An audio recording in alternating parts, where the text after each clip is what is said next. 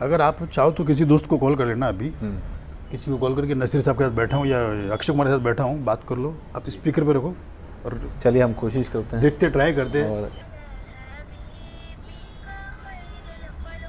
देखते हैं क्या होगा मेरे साथ, पास होऊंगा या फेल होऊंगा मैं। हेलो, वालेकुम सलाम। हाँ, मैं नसरुद्दीन शाह साहब के साथ बैठा हूँ और आप कह रहे थे ना आप उनको जानते हैं। मैंने बात, हाँ लीजिए एक बार बात कर लीजिए, वो बोल रहे थे बात करवा दो। अस्सलाम वालेकुम। वालेकुम सलाम। मैंने दुनिया जानती है। अरे कैसे हैं आप? अल्हम्दुलिल्लाह, अल्लाह का करम है, दुआ है। बस आपकी बात निकली और मैंने सोचा कि बात की जाए। बाय द वे हम लोग, मेरे एक दोस्त है जो गाँव में रहते हैं ना, भाई के साथ में रहते हैं, वो तमीम नाम है। हाँ हाँ, वो बहुत अच्छी तरह से वाकिफ है आपसे, अरे वाह, और मुलाकात भी होती रहती है। बिल्कुल इंशाल्लाह मिलेंगे आप। मेरे पास नंबर जरूर है, लेकिन हिम्मत नहीं हो पाती। नहीं, बिल्कुल आप कॉल कीजिए, कभी भी कॉल कीजिए। बहुत बहुत बहुत शुक्रिया, इतना कीमती वक्त आपने दिया। शुक्रिया। और जिंदगी कामयाब हो जाएगी अगर कभी मुलाकात होगी। इंशाल्लाह मिलेंगे। आप कहाँ रहते हैं?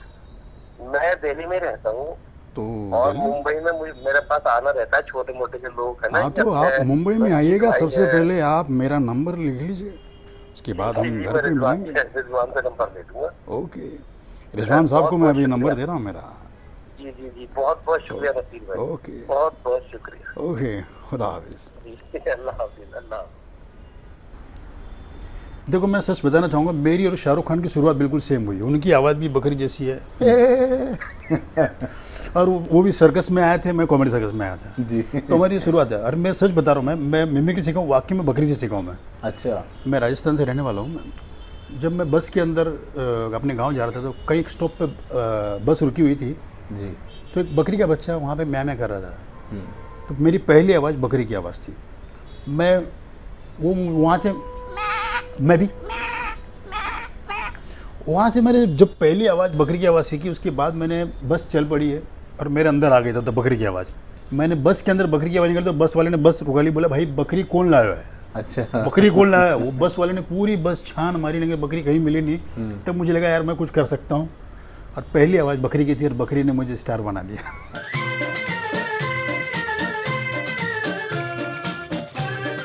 एक बेहतरीन मिमिक्री आर्टिस्ट, एक कॉमेडियन, जिन्होंने शायद ही कोई कॉमेडी शो टीवी पर छोड़ा हो। हर कॉमेडी शो में इनके बगैर जब ये नहीं होते वो अधूरा होता है, और वो हैं वीआईपी। नाम भी वीआईपी है और शख्सियत भी वीआईपी है। हम आपका इस्तकबाल करते हैं सबसे पहले। शुक्रिया। और आपने ये मौका दिया हमें यहाँ बातचीत का, उसके लिए भी हम आपके शुक्रगुजार हैं। अब आप सोच रहे होंगे कि मेरा नाम वीआईपी क्या है। जी, मैं इस पर आऊँगा, लेकिन पहले नाज़रीन को हम ये बता दें, वीआईपी साहब को आपने देखा होगा कॉमेडी करते हुए, मिमिक्री करते हुए। आप सबको पहले ये बता दें कि Guinness book of world record में इनका नाम दर्ज हुआ है, और ये मुबारकबाद के हामिल हैं, इसलिए कि हिंदुस्तान से किसी भी शख्सियत का नाम उस बुक में आ जाए, ये अपने आप में बहुत बड़ी बात है। और किस लिए हुआ है ये भी आपको बता देते हैं कि वर्ल्ड के सबसे फास्टेस्ट मिमिक्री आर्टिस्ट हैं, यानी तकरीबन 5 मिनट में आपको 50 से ज़्यादा आर्टिस्ट की यानी एक्टर्स की आवाज़ निकाल कर दिखा सकते हैं। ये फ़न इनके अंदर है, और ये कोई मामूली शख्सियत नहीं है। तो अब हम शुरुआत से शुरू करेंगे। बिल्कुल। लेकिन नाम से, क्योंकि वीआईपी आदमी सुनता है तो समझता है कि कोई वेरी इंपॉर्टेंट पर्सन आ रहा है, जैसा कि हम सब जानते हैं कि वीआईपी का मतलब यही है। तो वीआईपी नाम कैसे पड़ा, क्या इसके फ़ायदे आपको हुए, क्या नुकसान हुए इसके, ये वीआईपी समझ नहीं आता है। बिल्कुल। जब मैं शुरू में जब मैंने सब नाम रखना शुरू किया, मैं पहले तो विजय पवार नाम से जाना जाता था स्टेज पर। जी। मुझे पता है मेरा शॉर्ट फॉर्म नाम वीआईपी होता है, लेकिन मैं शर्माता था कोई मेरे नाम का कोई पोस्टमार्टम ना कर दे। लेकिन इसके नाम के फ़ायदे नुकसान मैं दोनों बताऊंगा। जब मैं कॉमेडी शो कर रहा था, कॉमेडी सर्कस, जी, उस समय फर्स्ट टाइम जब मेरा नाम गया था, जो वैनिटी दाता होता, जो वैनिटी देते हर आर्टिस्टों को देते कि भाई फलाने वैनिटी में ये रहेगा, उसमें वो रहेगा, तो मेरा नाम गया वीआईपी। उनको लगा कोई बहुत बड़ी हस्ती होगा, या कोई प्रोड्यूसर डायरेक्टर कोई तो होगा, या चैनल का आदमी होगा। जी। तो सबसे बेस्ट वैनिटी मुझे दी उन्होंने। उस पर काजू बादाम और बड़ी वैनिटी, और उस पर साथ में गुलदस्ता। 10-15 मिनट मैंने एकदम बड़े राजा महाराजाओं की तरह वहाँ पर एकदम आराम किया। तभी प्रोड्यूसर की एंट्री होती है बोला इसको किसने दिया ये वैनिटी? बोला ये इनकी नहीं है, चैनल की है। बड़े प्यार से बड़े अदब से मैं वहाँ से निकल गया मैं बड़ी तहजीब के साथ। बड़ी तेजी के साथ वहाँ से निकल गया मैं। ये एक वाक्य था। और एक वाक्य आया था जब हम शोज़ करते हैं स्टेज के पीछे हम हमारे ग्रीन रूम होते हैं जी। तो वहाँ पे नाम लिखा होता है फलाना आर्टिस्ट है, ये सुनील पाल का रूम है, ये एहसान कुरैशी का रूम है, VIP का रूम है। सबके रूम के बाहर गार्ड्स खड़े होते हैं, पुलिस वाले होते हैं। मेरे रूम के बाहर भी खड़ा था। जब मैं एंट्री के लिए गया तो मुझे पुलिस वाले ने रोक लिया। भाई साहब, ये मैं राजस्थान की बात कर रहा हूँ, राजस्थान में शो के लिए गया था मैं जी। तो मैं बोला भाई साहब मुझे जाना है। भाई साहब आप को नहीं जा सको, यो VIP रूम है। बोला भाई मैं VIP हूँ। उन्होंने बड़े ऊपर नीचे से देखा, ये VIP कहाँ से लग रहा है भाई? बोला आप नहीं जा सकते। बोला भाई साहब मैं VIP हूँ। 10-15 मिनट तक मैंने उनसे रिक्वेस्ट की कि भाई मेरा मुझे जाने दो। जाके बाद में जब ऑर्गेनाइजर आया उसने बोला भाई यही VIP, जाने दो उसको अंदर। उसके बाद भी उसकी देखो हालत देखो, जो पुलिस वाला था वो ऐसे देख रहा मुझे कि भाई ये कहाँ से VIP लग रहा है। उसके बाद भी उसको यकीन नहीं आ रहा कि है कौन ये। खैर ये फ़ायदे नुकसान होते हैं VIP नाम के। और कई बार ऐसी जगह होते हैं जब कोई पूछता है भाई आज आपके शो में कौन है, तो कोई बोलता है भाई VIP है यार, VIP है। अच्छा कौन आ रहा है, लेकिन कौन? नहीं VIP आज के शाम में। नहीं पर है कौन, नाम तो बोलो। बोले उनका नाम ही VIP है। तो कई बार दिक्कतें होती है जी। लेकिन अब तो दिक्कत इसलिए नहीं होती क्योंकि हिंदुस्तान के बाहर भी लोग आपको जानते हैं, आपके नाम के साथ जानते हैं। VIP का मतलब है बेहतरीन मिमिक्री आर्टिस्ट। नहीं बिल्कुल, मैं मेरा पूरा नाम बताना चाहूँगा जी। नाम VIP, पूरा नाम विजय ईश्वरलाल पवार, उम्र 38, कमर भी सेम हाई। तो उम्र 38 नहीं ज़्यादा ही। मैं भी हैरान हो गया था जानकर। विजय ईश्वरलाल पवार, जिनको हिंदुस्तान VIP के नाम से जानता है।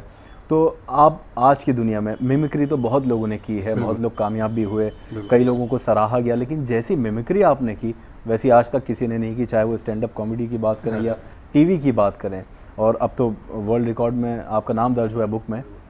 बिल्कुल। बेस्ट मिमिक्री आर्टिस्ट के कई एजाज़ात से आपको नवाजा भी गया है, खिताब भी दिए गए हैं। तो ये मिमिक्री का शौक़ एक स्ट्रगल होती है हर इंसान की ज़िंदगी में। कहाँ से आप इंस्पायर हुए, कैसे सीखा और कैसे ये मिमिक्री कर लेते हैं, ये तो हम बाद में करवाएंगे भी आपसे। बिल्कुल। लेकिन मैं शुरुआत की बात कर रहा हूँ कि कैसे आपने शुरू की मिमिक्री। देखो मैं सच बताना चाहूँगा, मेरी और शाहरुख खान की शुरुआत बिल्कुल सेम हुई। उनकी आवाज़ भी बकरी जैसी है। और वो भी सर्कस में आए थे, मैं कॉमेडी सर्कस में आया था जी। तो हमारी शुरुआत है। और मैं सच बता रहा हूँ, मैं मिमिक्री सीखा हूँ वाकई में बकरी से सीखा हूँ मैं। अच्छा। मैं राजस्थान से रहने वाला हूँ। जब मैं बस के अंदर अपने गांव जा रहा था तो कई स्टॉप पे बस रुकी हुई थी जी। तो एक बकरी का बच्चा वहाँ पे म्यां म्यां कर रहा था। तो मेरी पहली आवाज़ बकरी की आवाज़ थी। मैं वो वहाँ से मैं भी वहाँ से मैंने जब पहली आवाज़ बकरी की आवाज़ सीखी, उसके बाद मैंने बस चल पड़ी है और मेरे अंदर आ गई था बकरी की आवाज़।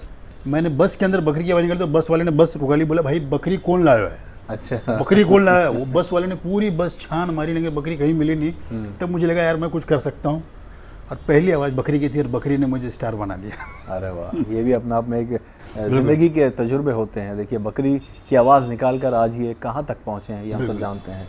इसके बाद फिर कैसे सिलसिला चला आगे? इसके बाद फिर एक आवाज़, दो आवाज़, तीन आवाज़, फिर स्कूल में सर टीचरों की आवाज़ निकालना। हमारे एक सर थे मौर्या सर, जो नेजल नाक से बोलते थे जी। तो उनका अंदाज था गधों कहेंगे, मारने से पहले अरे गधों कहेंगे फिर मारता था वो। तो मैं उनकी हूबहू आवाज़ निकालता था उस समय, क्योंकि स्कूल का माहौल एक बार माहौल ऐसा था कि रेसेस हो चुका था, छुट्टी हो चुकी थी, हाफ डे, सब बच्चे मस्ती कर रहे। तो मैंने देखा कि बच्चे मस्ती कर रहे, मैं डोर के पीछे गया और मैंने उनकी आवाज़ निकाली, सारी क्लास शांत हो गई। तो मुझे लगा यार मेरे अंदर है कुछ तो है, मतलब जी कुछ तो है मेरे अंदर, जो बच्चे भी शांत हो गए। वहाँ बकरी ने गाड़ी रुका दी। फिर उसके बाद कर करके एक मिमिक्री करके, मतलब पता नहीं फिर कैसे कौन सा एक्टर कैसे आएगा पता नहीं चला।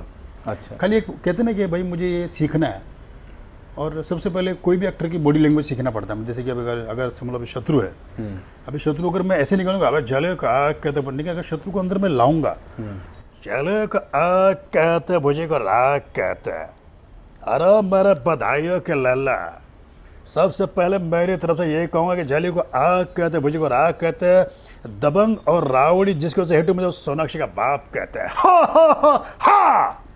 तो पूरा गेटअप, मतलब आपको शत्रु समझना कि मैं शत्रु हूँ या मैं शाहरुख हूँ या कोई भी मैं हूँ, तो ही उस अंदर से आपके अंदर वो टैलेंट बाहर आएगा। ऑटोमेटिक। तो पहली बार कब आपको ये लगा कि जो मैं कर रहा हूँ, स्कूल में लोगों को हंसा रहा हूँ या वैसे अब मैं मिमिक्री करने लगा हूँ, एक नेक्स्ट प्लेटफॉर्म पे इसको कैसे ले जाना चाहिए? कब वो विश्वास आपके अंदर आया, कब वो यकीन खुद पर हुआ आपको? देखो, सबसे पहले जो आपके दोस्त होते हैं, जो आपके मोहल्ले के लोग होते हैं, वो भले आपको आपके साथ टाइम पास करे, लेकिन आपकी असली ऑडियंस वही होती है। मेरे दोस्तों ने मेरे साथ बड़ा टाइम पास किया उस समय।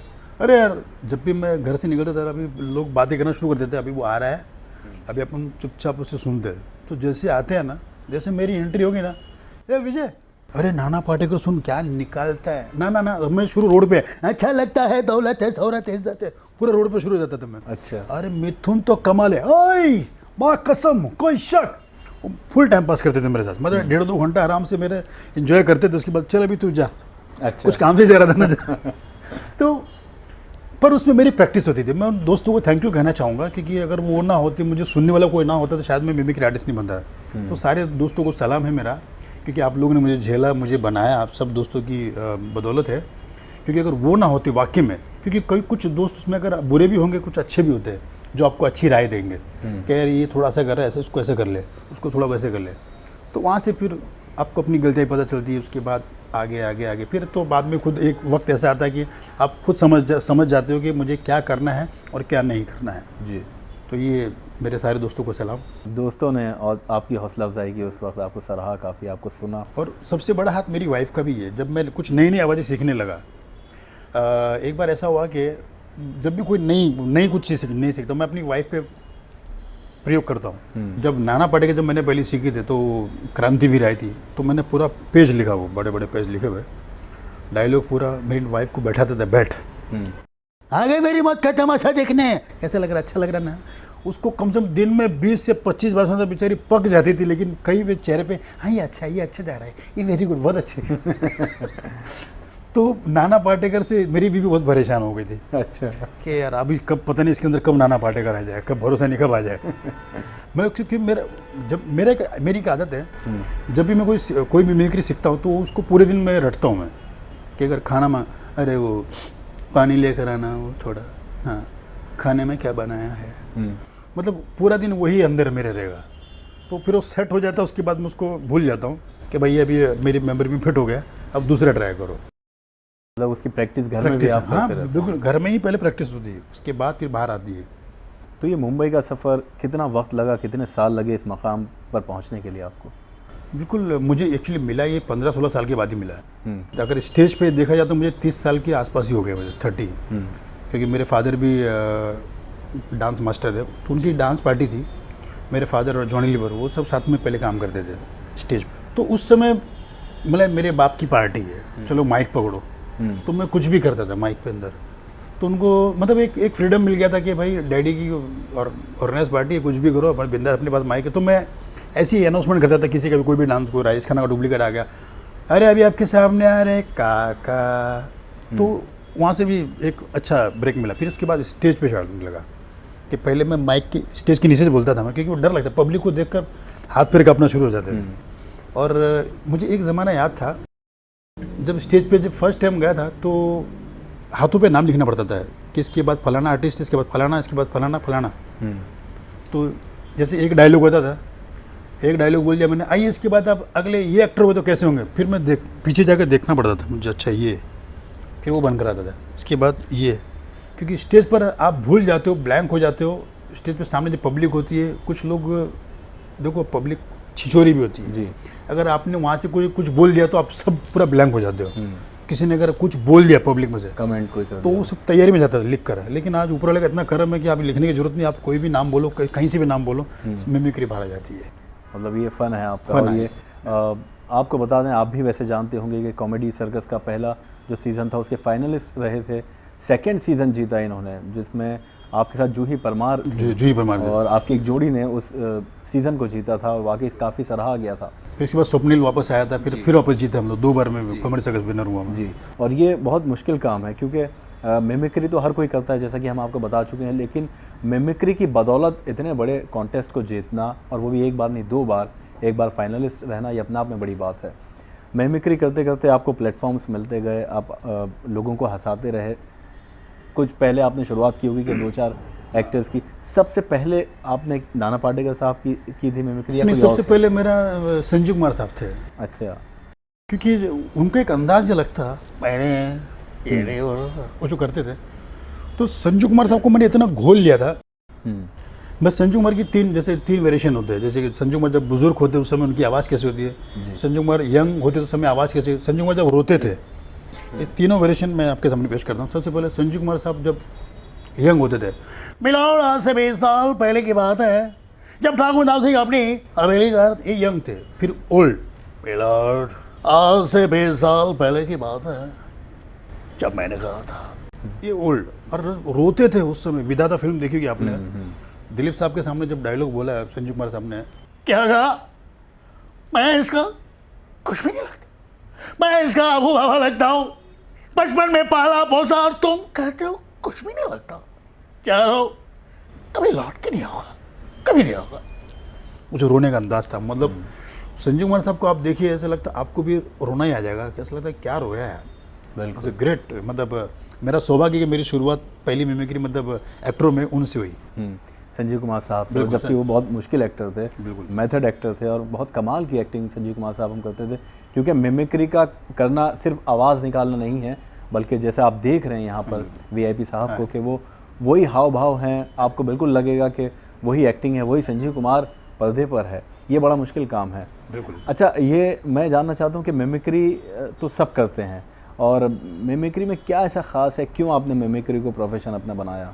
मैंने इसलिए बनाया कि देखो एक ज़माना था कि सब जब मिमिक्री से एक्चुअली मुझे भी एक समय आया था, मैं भी थोड़ा ऊब गया था मिमिक्री से। क्योंकि आप देखिए जब भी हम शोज़ करते थे स्टेज पर, तो मुझे पता था कि हर एक मिमिक्री आर्टिस्ट आएगा और एक डायलॉग लेकर पकड़ कर वो 10 आर्टिस्ट पेश करेगा। क्या ये आप इसको ये बोले कैसे बोलेगा वो। तो मैंने रिएक्शन देखा पब्लिक का, मेरे पब्लिक इंटरेस्ट नहीं लेती, मतलब पब्लिक को लगता था कि अभी आएगा ये कर। तो मैंने क्या किया, मैं दुबई में जॉब पे था, मैं होटलों में मैंने बहुत परफॉर्म किया है, जहाँ पे बार जो दुबई में बियर बार होते हैं, वहाँ पे आपको तो कोई सुन ही नहीं सकता 100%, वहाँ पे डांस चलता है। तो मैंने बोला यहाँ पे अगर अपने को जमाना है, कुछ करना है, मुझे कुछ करना है यहाँ पे, तो पहले ऐसा लगा कि पब्लिक को अंडर मिल। तो मेरा एक पहले एक आइटम था, अरे ये मैं जो 50 वॉइस जो नॉन स्टॉप सीखा, मैं वहाँ दुबई से सीखा मैं। अच्छा। और मुझे नहीं पता कि ये चीज़ मेरे अंदर है। पहले मैं शुरुआत करता कि कोई भी टेबल से आप आवाज़ बोलिए, आप ये बोलिए, आप वो बोलिए, मैं ऐसे बोलता था मैं।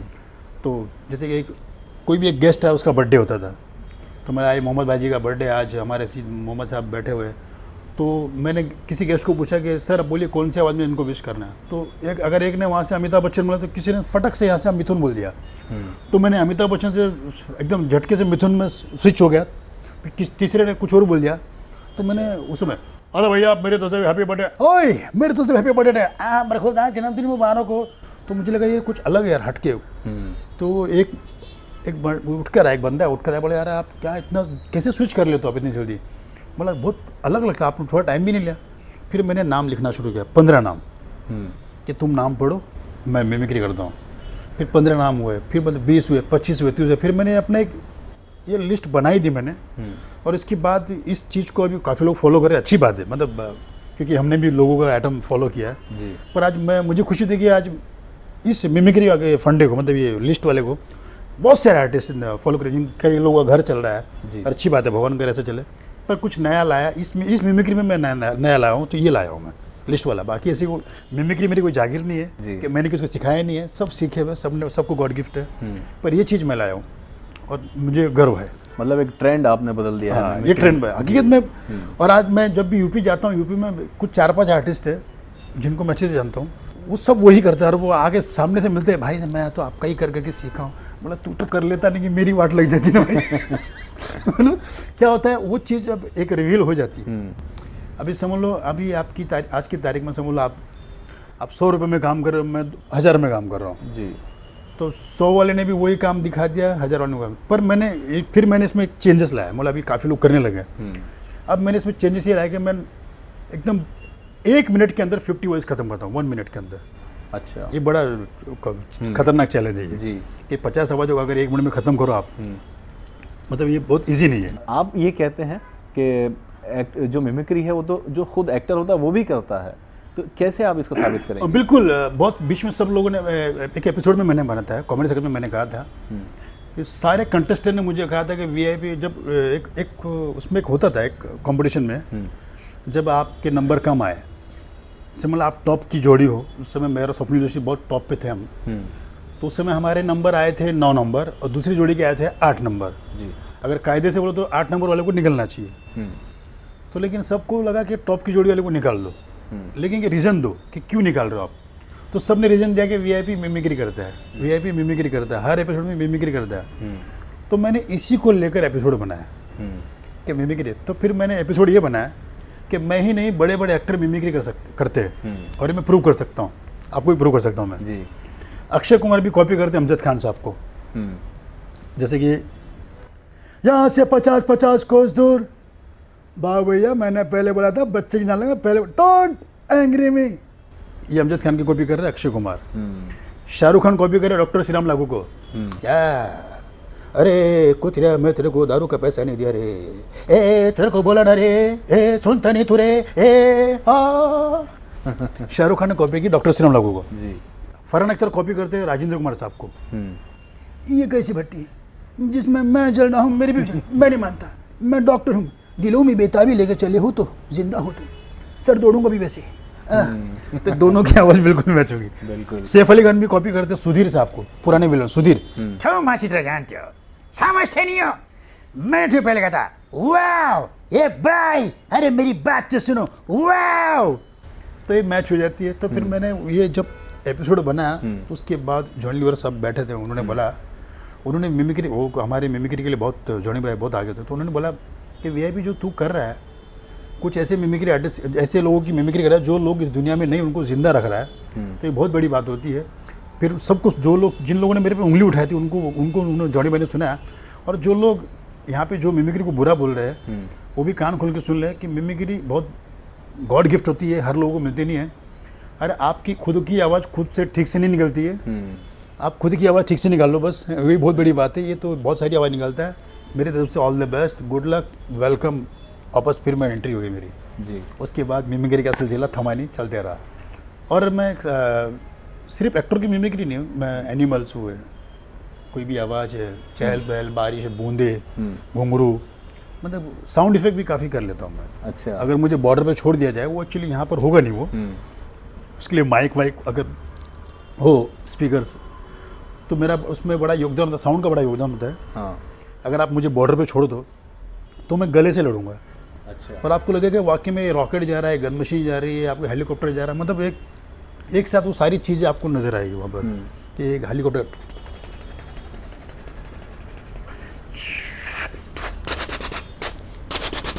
वो पूरा एक माहौल आपको पूरा मैं गेटअप करता हूँ मैं। अच्छा। एक मतलब जवान का मिलिट्री का ड्रेस पहनकर एंट्री करता हूँ मैं। और घुंघरू, कई बार घुंघरू की आवाज़ बताता हूँ मैं, इसका एक किस्सा बताता हूँ मैं। जी। जब हम लोग शूज़ के लिए जाते थे तो शुरू से पुरुषों के साथ तो ऐसा होता रहा कि महिलाओं को ज़्यादा प्रेफरेंस मिलता, अच्छा मिलता है, मतलब जी।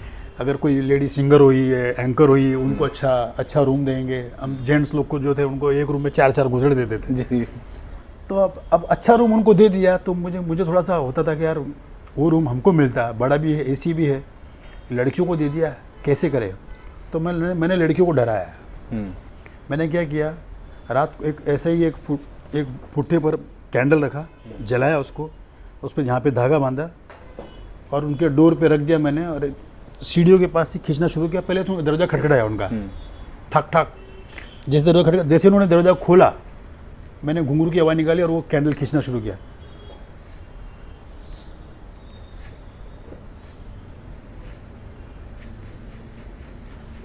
लड़कियां सब डर गई, कल रात को चुड़ैल थी, रात को चुड़ैल। सुबह रोज ब्रेकफास्ट पे मिलते थे, ये हम लोग वो रूम नहीं चाहिए हमको, आप लोग ले लो रूम हमारा। मतलब ठीक है, हम लोग ले लेंगे, प्रॉब्लम नहीं है। वो रूम फिर मैंने हथिया लिया। तो कला तो है ही है, ये गले में वरदान है एक तरह से। जैसे लता जी की आवाज़ में कहते हैं कि सरस्वती बैठी है, और आपके गले में पता नहीं कौन बैठा है, कौन सा कलाकार है कि आप घुंघरू से लेकर सरस्वती माई है। जी बिल्कुल, कृपा है उनकी आप पर। बिल्कुल बिल्कुल। ये बताइए कि जैसे हर एक आर्टिस्ट को, जब आप, आवाज़ तो एक अलग चीज़ है, उनकी आवाज़ निकालना, लेकिन जो एक्सप्रेशंस की बात करें या उनकी एक्टिंग की बात करें या जो जेस्चर्स उनके होते हैं उसकी बात करें, कितनी देर उनको देखते हैं, ऑब्जर्व करते हैं जब उनकी आवाज़ या उनकी एक्टिंग करनी होती है आपको? मेन तो बॉडी लैंग्वेज है। अगर आपकी कई लोगों की बॉडी लैंग्वेज अगर अलग हुई ना, जैसे आम लोगों से, वो फटाक से पकड़ लेते हैं। अगर नॉर्मली हुई तो थोड़ा पकड़ने में टाइम जाता है कैच।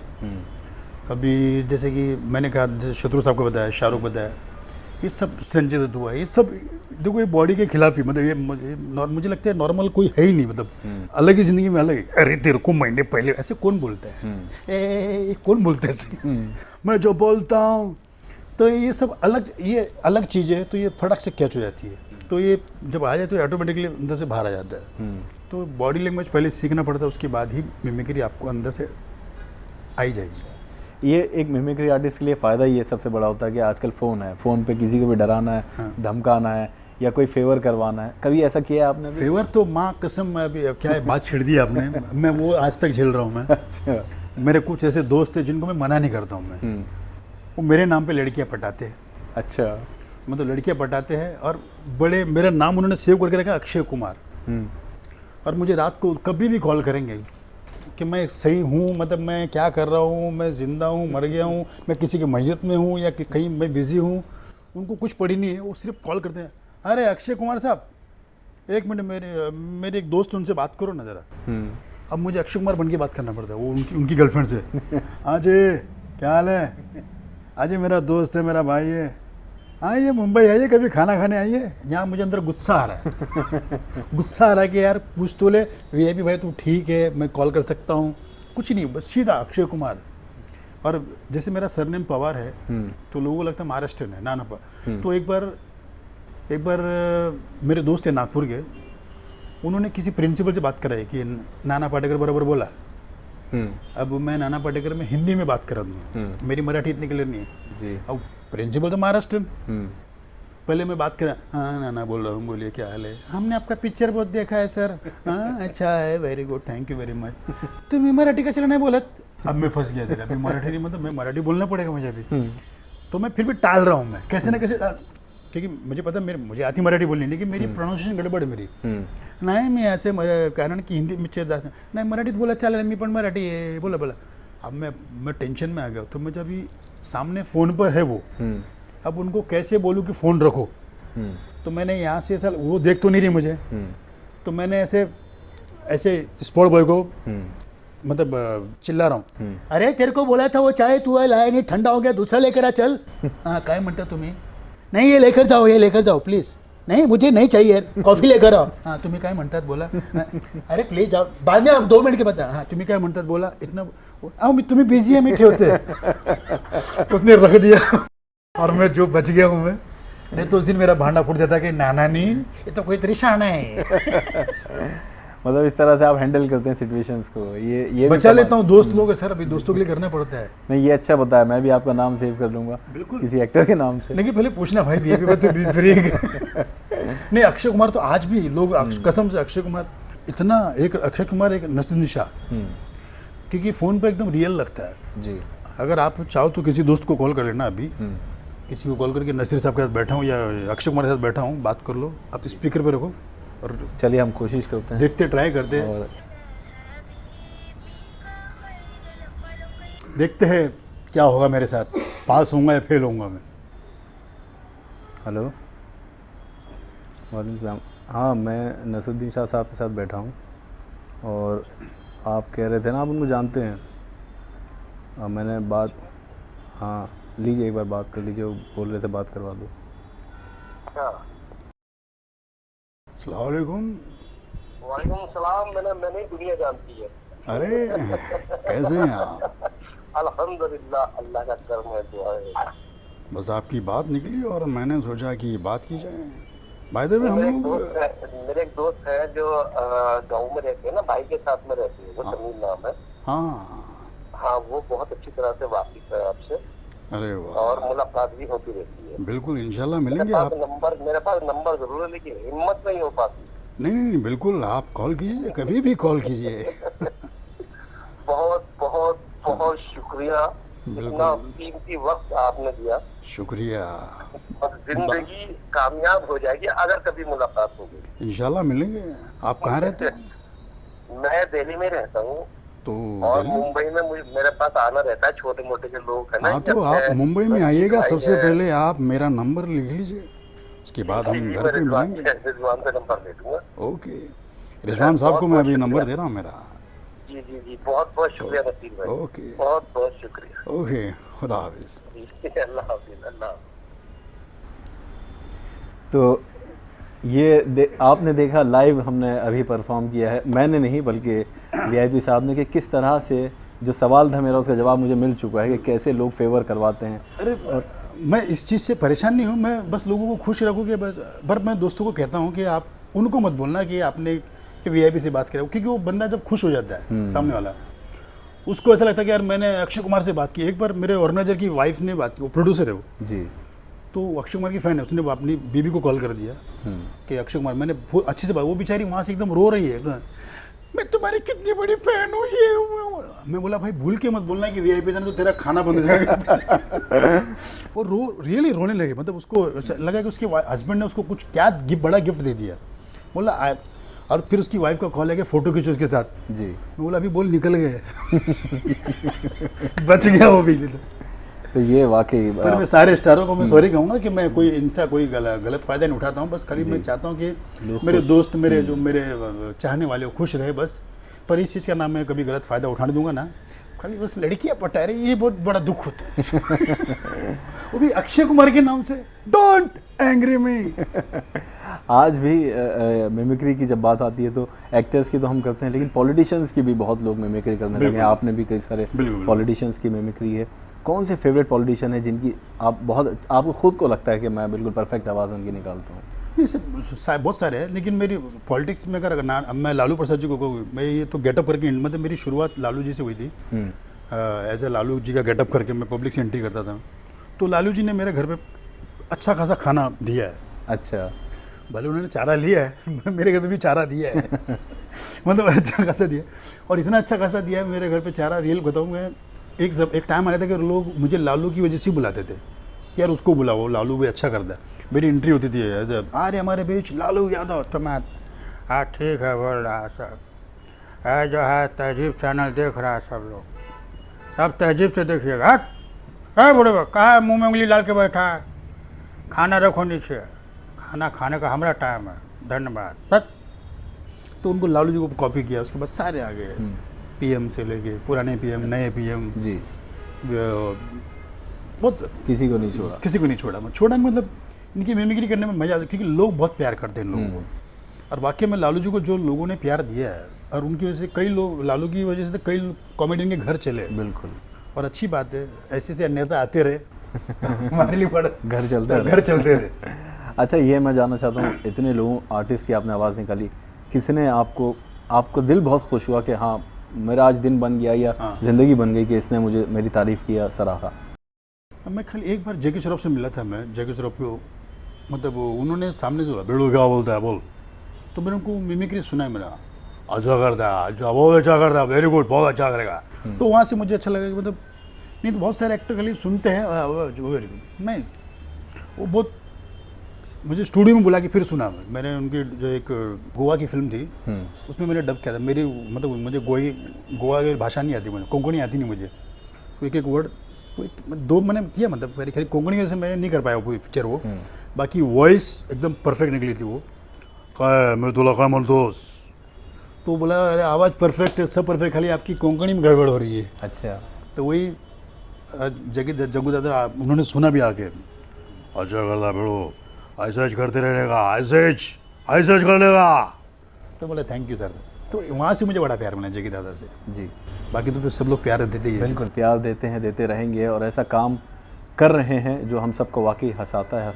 खुश करना किसी को, ये अपने आप में एक तो पुण्य का काम भी है, नेकी है कि किसी को खुश कर दिया जाए, हंसा दिया जाए, और ऐसे ही आप लोग आपको देखकर मुस्कुराते रहें, खुश होते रहें। Thank you sir. आप अच्छा काम करें, हमारी दुआ है कि आप और कामयाबी हासिल करें ज़िंदगी में, और अच्छे अच्छे एक्टर्स, नेता आते रहें जिनकी आप मिमिक्री करें। बिल्कुल बिल्कुल। और हम आपका तहे दिल से शुक्रिया अदा करते हैं कि आपने वक्त दिया। शुक्रिया। आपको गले में थकान भी थोड़ी सी हो गई? अरे नहीं यार, ऐसी बात नहीं है, गले में 150 आवाज़ कभी भी आती है, बाहर जाती है, निकलती है, प्रॉब्लम नहीं है। तो बहुत बहुत शुक्रिया, एक बार फिर से हम करेंगे वीआईपी साहब का।